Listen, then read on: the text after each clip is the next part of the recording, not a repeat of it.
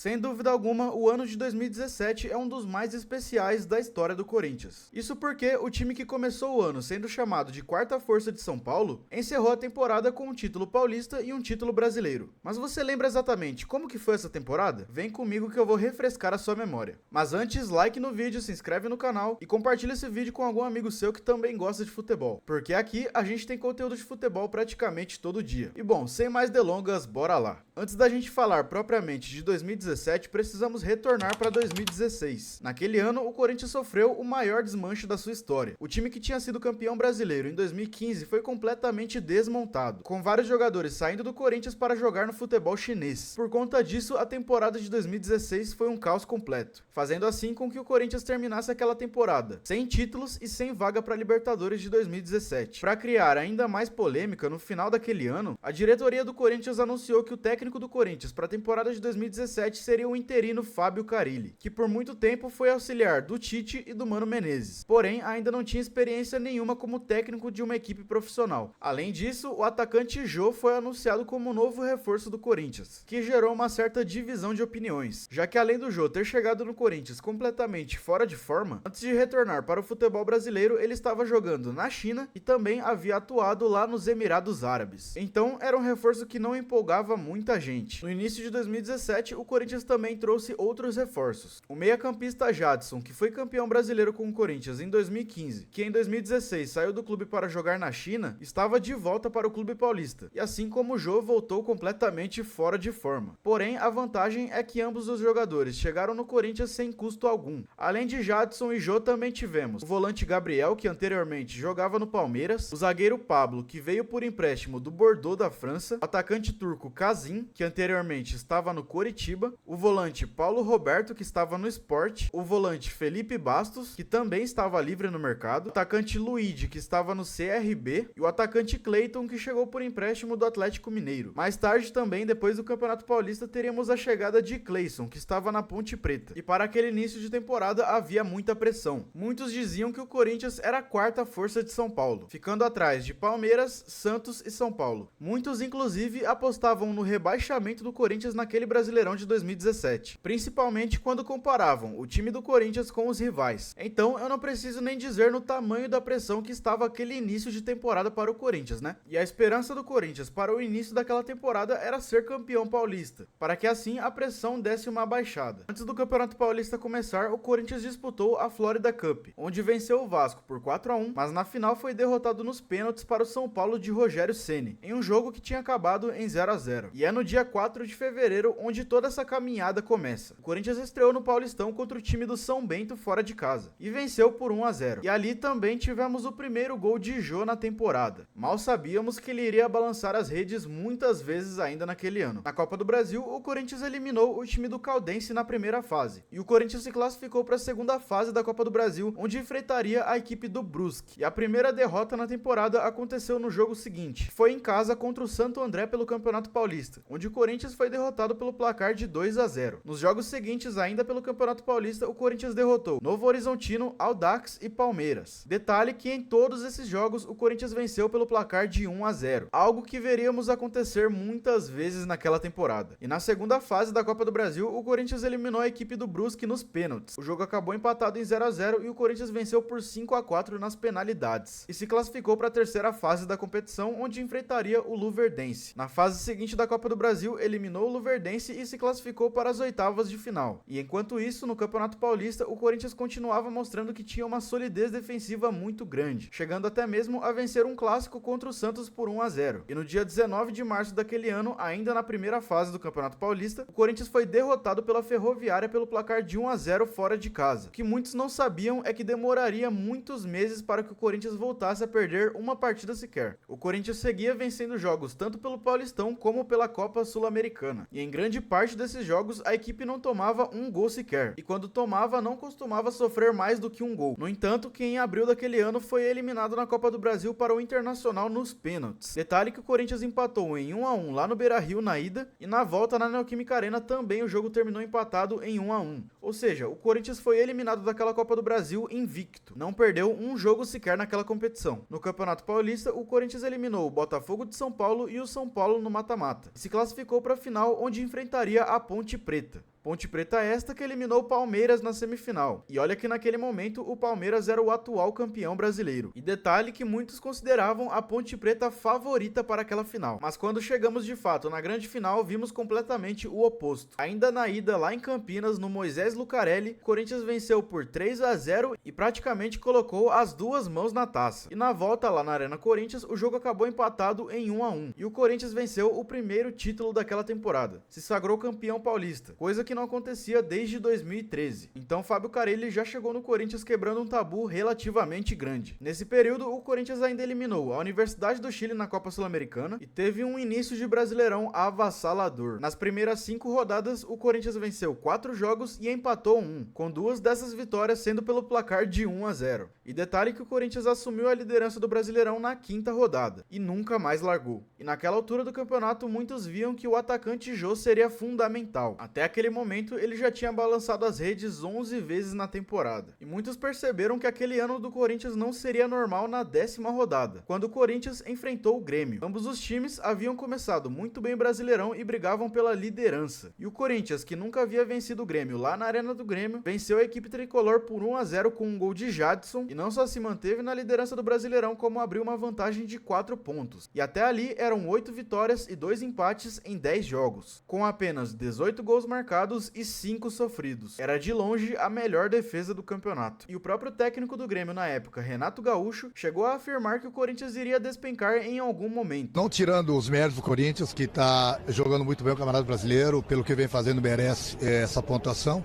mas é uma coisa normal.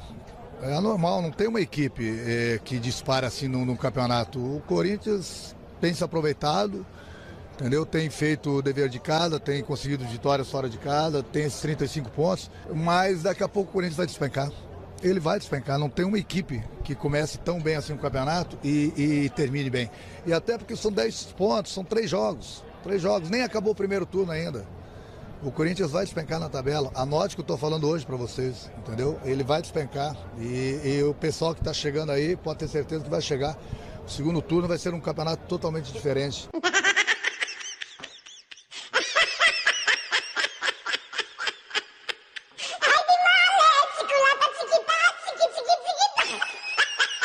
Mas esse momento nunca chegou. O Corinthians seguia empilhando vitória atrás de vitória no Campeonato Brasileiro, chegando até mesmo a derrotar o Palmeiras, que na época era o atual campeão brasileiro, em pleno Allianz Parque, pelo placar de 2-0.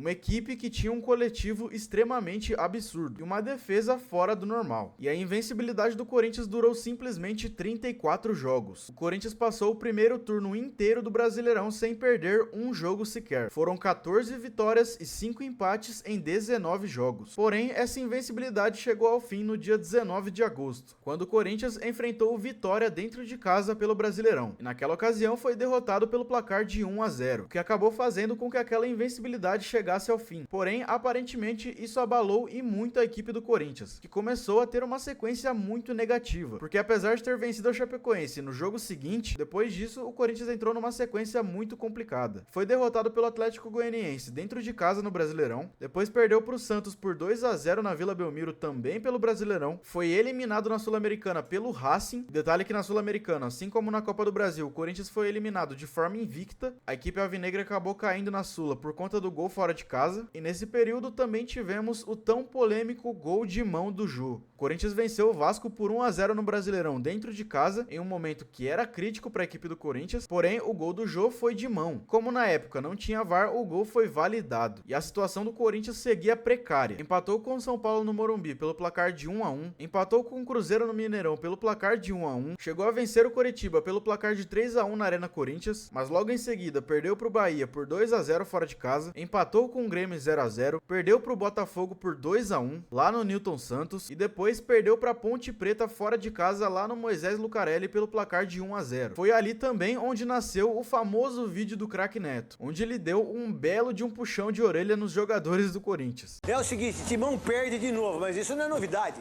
Tudo que é erguida, aí o Carille, não, ainda dá. Dá é o caramba, xará! Vocês têm que correr mais. É isso que vocês têm que fazer. Vocês estão tudo bem, vocês vêm cada dia com um carro.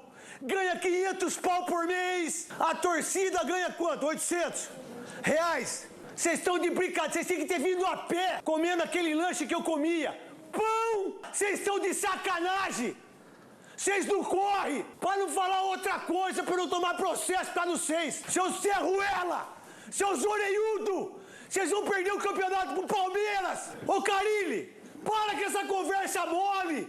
Vai dar, não vai dar.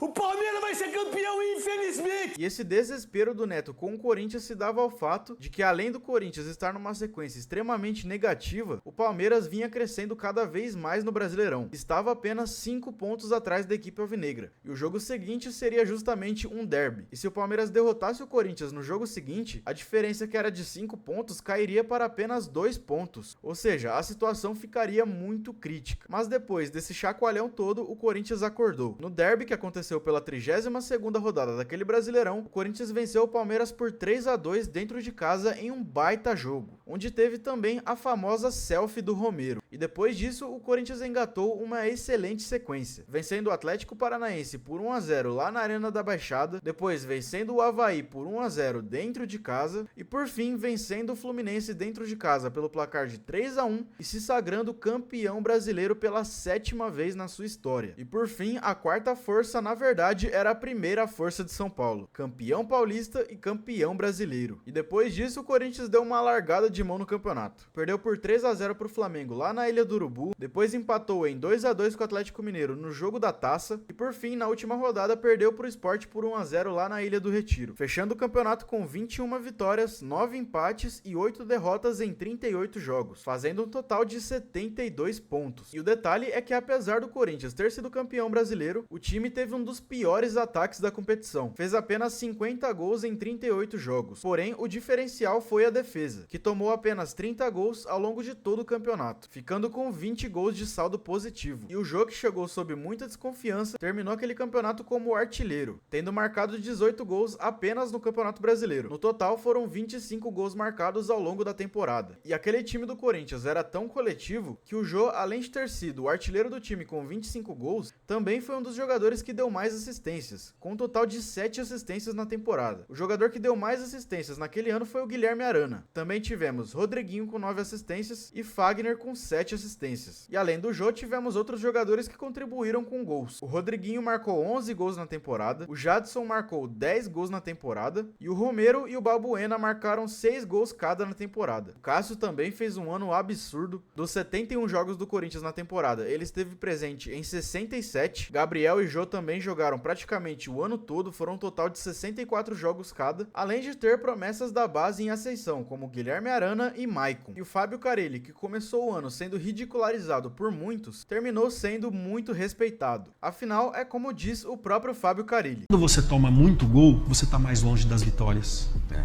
Né? Então, se o jogo tá 0-0, se eu fizer um gol, eu ganho. E 2017 foi um ano que com certeza foi muito difícil ser rival do Corinthians, já que ao longo do ano o Corinthians disputou 12 clássicos. Desses 12 clássicos, venceu 7, empatou 4 e perdeu apenas 1, com o Jô sendo considerado o rei dos clássicos naquela temporada, já que ele marcou 7 gols em 12 jogos, 2 gols em cima do Palmeiras, 3 gols em cima do São Paulo e 2 gols em cima do Santos. Essa com certeza é uma temporada histórica e que o corintiano jamais vai esquecer. E bom, muito obrigado por ter assistido o vídeo até aqui. Eu peço para que deixe seu like, se inscreva no canal para dar uma moral, compartilhe esse vídeo com algum amigo seu que também gosta de futebol. Afinal, aqui a gente tem conteúdo de futebol praticamente todo dia. Valeu e até a próxima.